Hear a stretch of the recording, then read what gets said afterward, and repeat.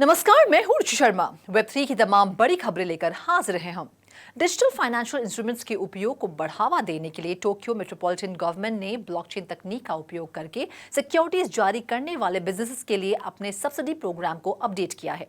Subsidy का उद्देश्य ये दिखाना है कि कैसे ब्लॉकचेन जैसी लेजर टेक्नोलॉजी और इन्वेस्टर्स को सीधे जुड़ने की अनुमति देती है और बिजनेसेस को कम अमाउंट में सिक्योरिटीज जारी करने में सक्षम बनाती है। सब्सिडी प्रोग्राम 2020 से ही अस्तित्व में है। हालांकि municipal government maximum support amount को JPY 3 मिलियन से बढ़ाकर JPY 5 मिलियन या अधिक कर देगी और वित्तीय वर्ष 2026 तक के जापान में अप्रैल 2026 से जनवरी 2027 सालों को शामिल करने के लिए प्रोग्राम का विस्तार करेगी।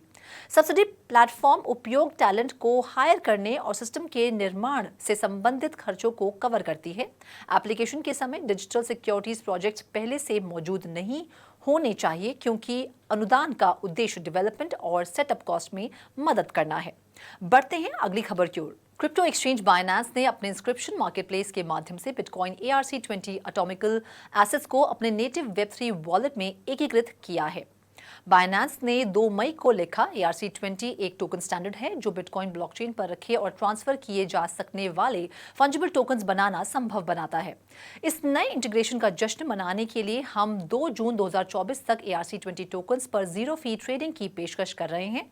जनवरी में इन्वेंट किया गया एटॉमिकल्स प्रोटोकॉल इथीरियम के ERC20 स्टैंडर्ड के बाद प्रतिबंधित होता है, जो बिटकॉइन ब्लॉकचेन पर नॉन फंजिबल टोकन्स की मिंट, ट्रांसफर और अपडेट करने की अनुमति देता है।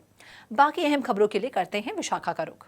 क्रिप्टो करेंसी को रेगुलेट करने के देश के चल रहे प्रयासों के बीच कुछ नाइजीरियन फिनटेक प्लेटफॉर्म्स ने यूजर्स को क्रिप्टो लेन देन करने के लिए अपने अकाउंट्स का उपयोग करने या भारी प्रतिबंधों का सामना करने के खिलाफ चेतावनी दी है।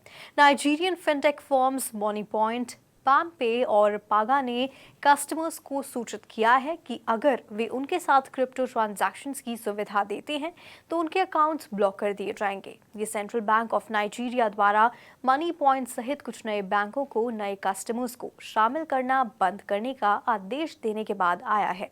ये नोटिफिकेशन 2021 में लगाए गए क्रिप्टो प्रतिबंध हटाने के लिए CBN की पिछली घोषणा को उलट देती है। दिसंबर 2023 में जारी CBN सर्कुलर में सेंट्रल बैंक फाइनेंशियल इंस्टीट्यूशंस को अकाउंट खोलने की सुविधा देने, डेजिग्नेटेड सेटलमेंट सर्विसेज प्रदान करने, क्रिप्टो एसेट ट्रांजैक्शंस में संलग्न होना और फॉर्म्स के लिए इंटरमीडियरीज के रूप में कार्य करने का निर्देश दिया। बढ़ते हैं अगली खबर की ओर।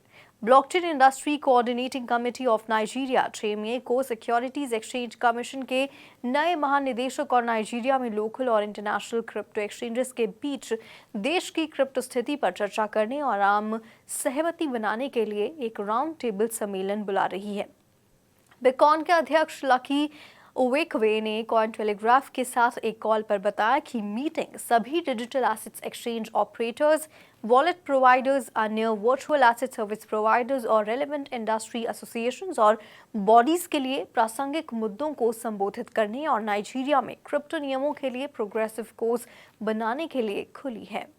Over to you Roshni. Crypto currency infrastructure firm MoonPay PayPal transactions को एकीकृत करके क्रिप्टो खरीदने या बेचने के विकल्पों का विस्तार करना जारी रख रही है। संयुक्त राज्य अमेरिका में मूनपे यूजर्स अब पेपाल के साथ बिटकॉइन जैसी क्रिप्टो करेंसी खरीद या बेच सकते हैं। कंपनी ने 2 मई को घोषणा की। इंटीग्रेशन मूनपे यूजर्स को पेपाल अकाउंट का उपयोग करके वॉलेट, बैंक ट्रांसफर या डेबिट कार्ड के माध्यम से फिएट टू क्रिप्टो ट्रांजैक्शंस को पूरा करने की अनुमति देता है। मूनपे के को-फाउंडर और CEO इवान सोटोराइट ने कहा, इस पार्टनरशिप के माध्यम से यूजर्स पेपाल का उपयोग करके मूनपे के माध्यम से 110 से अधिक विभिन्न क्रिप्टो करेंसी खरीद या बेच सकते हैं। 2019 में लॉन्च किया गया मूनपे डेबिट और क्रेडिट कार्ड के साथ fiat to crypto transaction Apple और गूगल पे जैसे mobile payment options, bank transfers और ज्यूरिडिक्शन के आधार पर लोकल पेमेंट मेथड्स को प्रदान करने पर केंद्रित है। तो आज के लिए फिलहाल इतना ही। ऐसी वेब3 से जुड़ी खबरों के लिए देखते रहिए 3.0 TV। ऐसी और ज़्यादा अपडेट्स के लिए हमारी वेबसाइट www.3versetv.io पर लॉग ऑन करें या फिर स्कैन करें QR कोड। Thank you.